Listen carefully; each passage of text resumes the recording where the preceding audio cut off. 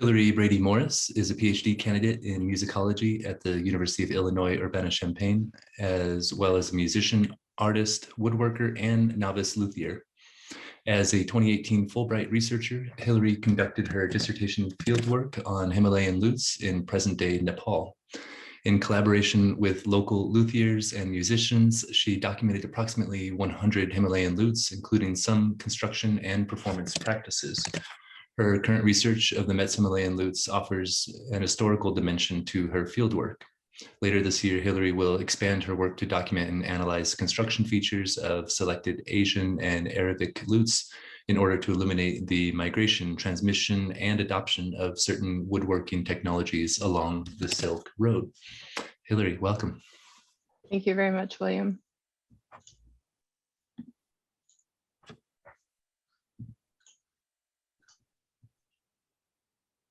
Tashitale, Namaste, Jojo Lapa, Jadao, Lasso, Fiafula, and hello. While my focus in today's talk is on musical instruments as objects, I would like to take a moment to acknowledge my profound gratitude to the actual people behind the instruments, whose kind and patient benevolence have made it possible for me to be sharing anything with you at all today. While I am indebted to countless members of Newari, Gandharva, Sherpa, Tamang, and Tibetan communities across Gorkha, Rasua, Ramechhap, and Kathmandu Valley, Nepal, I especially want to thank Gen Tenam Lama, Buchung, Dawa Wangyal, Janak Yongjen, Krishna Gandharva, and Ramkrishna Gandharva. Furthermore, I applaud the work of young and innovative indigenous musician scholars, especially Agrim Lama, Sugam Deshar, Vivek Lama Blon, and Nangsal Waiba, and the dedication of folks in the Kathmandu University Music Department, the Gandharva Culture and Art Organization, the Music Museum of Nepal, and the Nepal Tibet Lama Association for their ongoing efforts to study, celebrate, and promote their respective musical traditions for future generations. Stateside, I want to thank Anna Sturr, Tara Lindhart, and Amalia Rubin. I am grateful for my fellow ethnomusicologists, especially the Himalayan posse and all my Himalute enthusiasts. I would also like to thank my doctoral advisor, Dr. Donna Buchanan, and my intellectual community at the University of Illinois.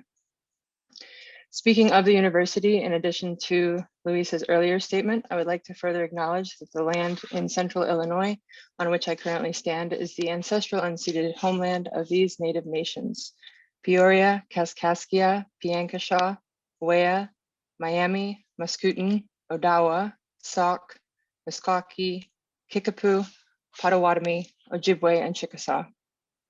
This land continues to carry the stories of these nations and their struggle for survival and identity. As a scholar that has benefited immeasurably from my time at this land-grant institution, I acknowledge that my university's success, and thereby my own, are inextricable from its histories of violence and dispossession of these nations. Finally, at the Met, I am grateful for the compact magic that is the Department of Musical Instruments and all the folks therein, with special acknowledgement to Ken Moore, Manu Fredericks, and Althea Sully Cole, as well as my dynamite supervisor, Dr. Bradley Strauss-Scherer. So let's begin.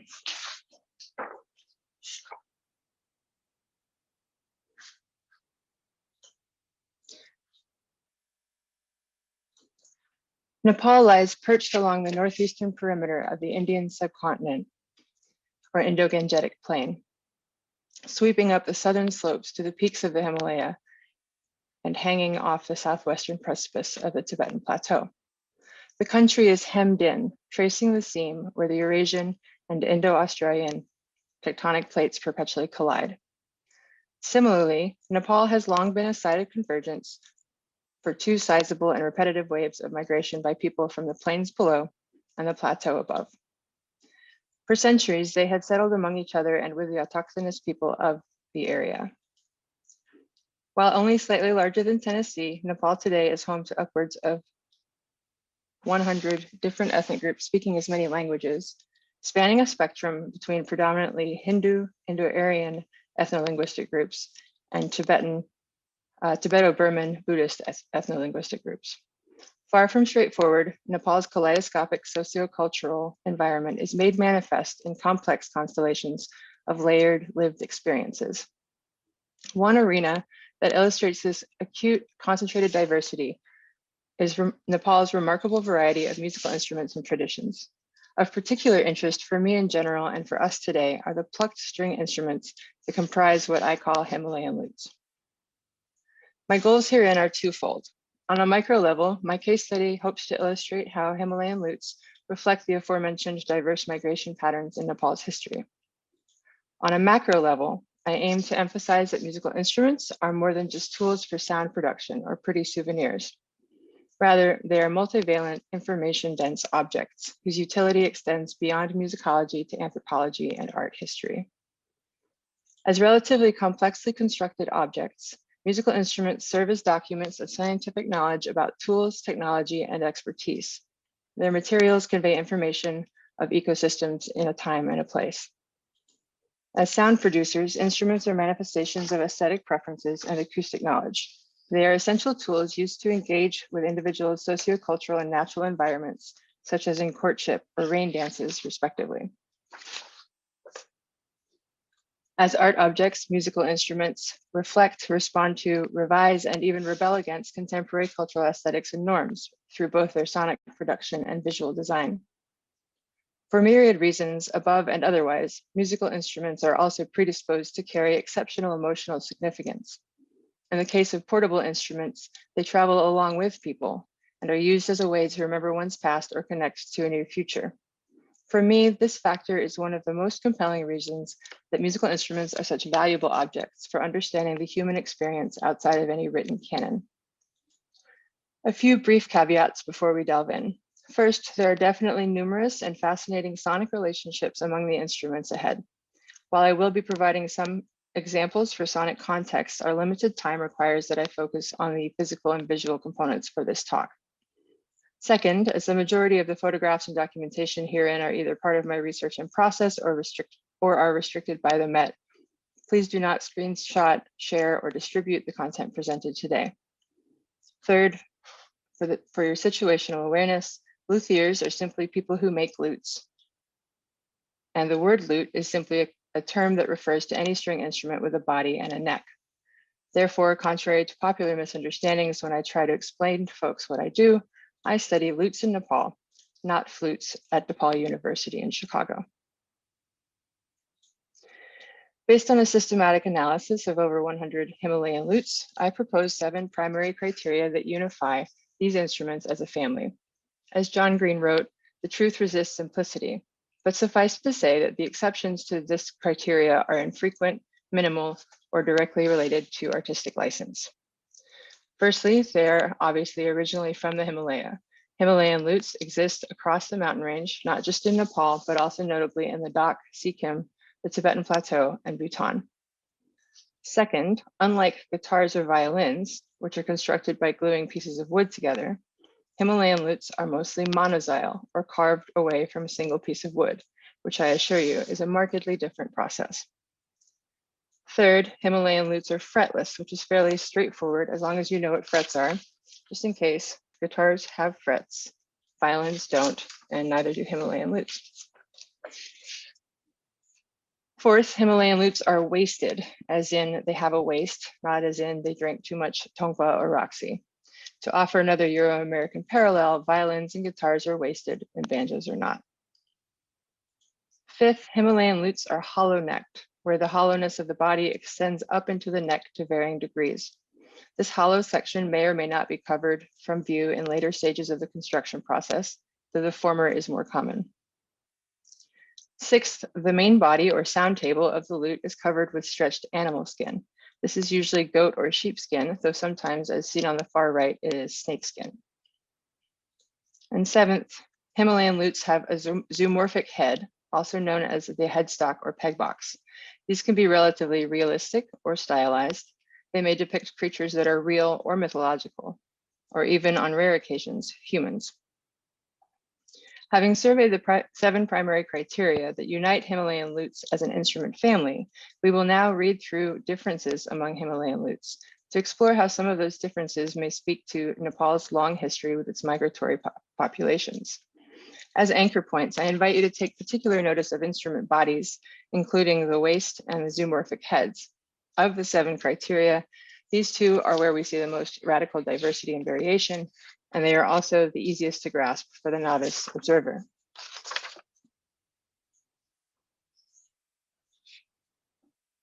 Recall that, broadly speaking, Nepal's kaleidoscope of ethno-linguistic groups span a spectrum from Hindu Indo-Aryan aspects on one end and Buddhist Tibeto-Burman traits on the other. Himalayan lutes in Nepal span a very similar spectrum. In what follows, we will first observe the fairly straightforward ends of the spectrum before navigating the gradients in between.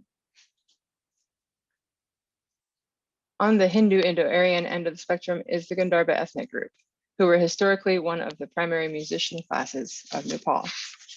They were traveling musicians carrying news from place to place, much like minstrels during the European Renaissance.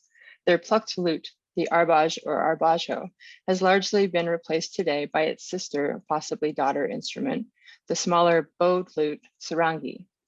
Today, the arbaj is considered to be quote unquote going extinct, though there are continued efforts toward its revival. Notice in particular that the arbaj head often depicts stylized feathers or a bird, but not a mythological one. Indeed, this is one aspect that points to Gandharva's Hindu heritage, as the goddess of music, art, and wisdom, Saraswati, is often depicted with a swan or a peacock in Hindu iconography. In fact, when I documented how to make an arbaj in Gorkha and Kathmandu in 2019, the final stage of the process was to conduct puja, to make offerings to Saraswati and invite her into the instrument itself. While Gandharvas and the arbaj are distinctly in and of Nepal, these direct associations with the Hindu Saraswati illustrate Nepal's historical and cultural ties to the Indian subcontinent.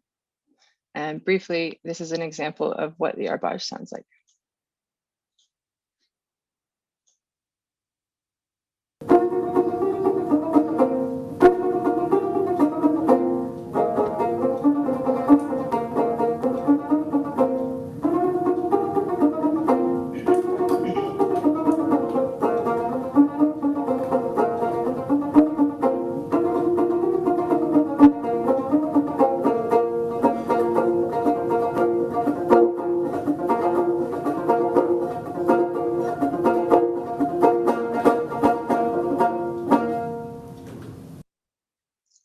And that was Ramakrishna Gandharva.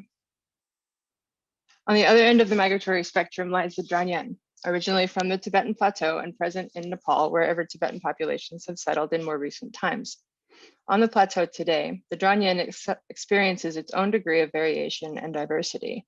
The form shown here is by far the most common found outside of the Tibetan Plateau, both in Nepal and even in the United States. In the past, the Dranyan was also played by traveling minstrels on the Tibetan Plateau. More recently, it accompanies singing and dancing and has been further developing as a solo accompaniment for singer-songwriters. While not a sacred instrument, it has myriad connections with Tibetan Buddhism and is seen but never heard in several Buddhist temple contexts.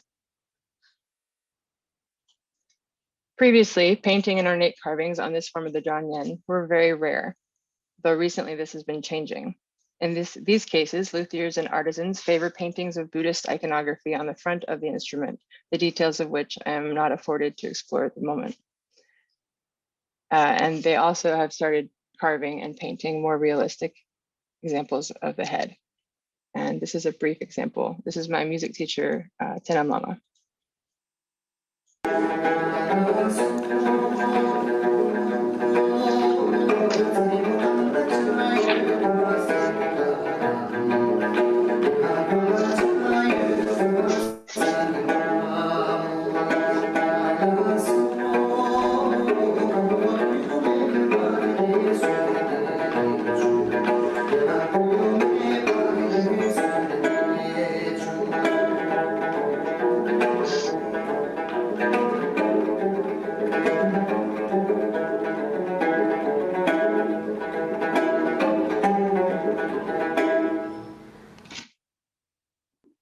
Across the middle of the spectrum, we find a dizzying amount of similarities, overlap, and difference among so many lutes that fall under the broad Nepali term tungana, most of which are played by various Tibeto-Burman ethno-linguistic groups living in northern Nepal. Sorting out which iterations are played by which groups remains a work in progress for me, as the density of diversity is especially prevalent here. For now, I would like to recognize that the Tamang ethnic group is one of those that most prominently plays and promotes the tungna as a significant part of their cultural heritage. That being said, rather than getting lost in the trees today, I would like to zoom out, as it were, and highlight physical aspects that appear across many of the tungna in my study. Many tungna upper chambers are scalloped, as you can see here, or rounded above the waist. These are also often feature detailed carvings of Buddhist iconography on the front and back of the instrument. Alternatively, many other tungna have more angled or barbed upper chambers, more like the Dranyen or Arbaj in their severity. And there again, we see Sarasvati. For headstocks, horses remain prominent and are often associated with the Tamang community. In fact, the 3 horse heads on the left are all made by Tamang luthiers. The ones on the right are some of those that are Dranyen, becoming more realistic. The last feature of the tungna that you see throughout variations that I'd like to highlight are the mythological or semi-mythological creatures. For example, these 2, while they may look like dragons, are often identified as a snow lion. We also regularly see the mythical bird Garuda as a headstock, and this is present in both Hinduism and Buddhism. And then finally, who doesn't love dragons, especially dragons with horns? And so these are all called tungna under just that one category. And here's a brief example. Since there's so much diversity in this instrument family, I'm going to play a few examples.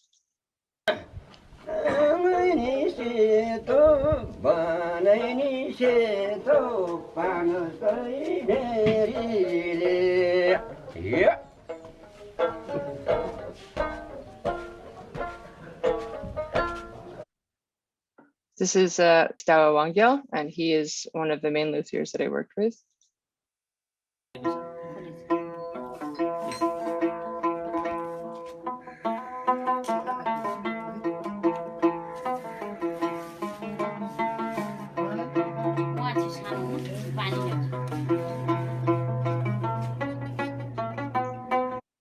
And finally, before closing, I would like to note that outside of these 3 subcategories of Arbaj, Dranyen, and Tungna, there remain many Himalayan lutes that perpetually combine characteristics or draw directly from both ends of the cultural spectrum.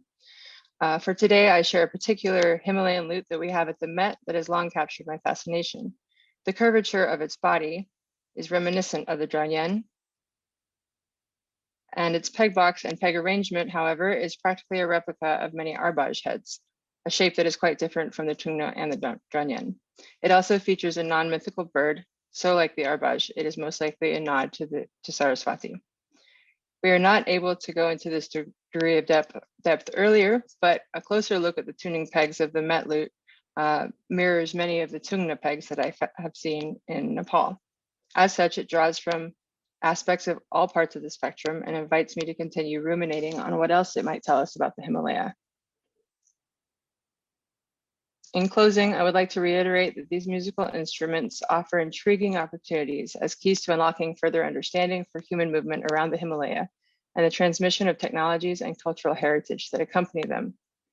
Like Nepalese national sentiment that celebrates its unity within diversity, I propose that reading similarities between these instruments engenders a possible pan-Himalayan camaraderie, while reading difference reveals nuanced information that venerates distinct ethnocultural groups, as well as their respective heritages.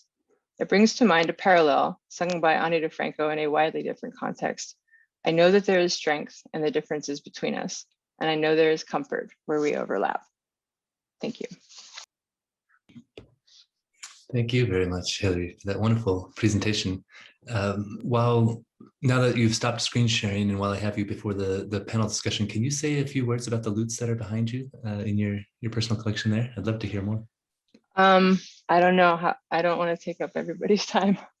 They are, let's see, this is the Arbaj. So this is the one that I, because the instrument is so significant in the Gadarpa history and because there's a concern about it dying out. I spent a week in Gorkha with Krishna Gandharva and documented how to make an arbaj, from cutting the tree down through the consecrating it for Saraswati.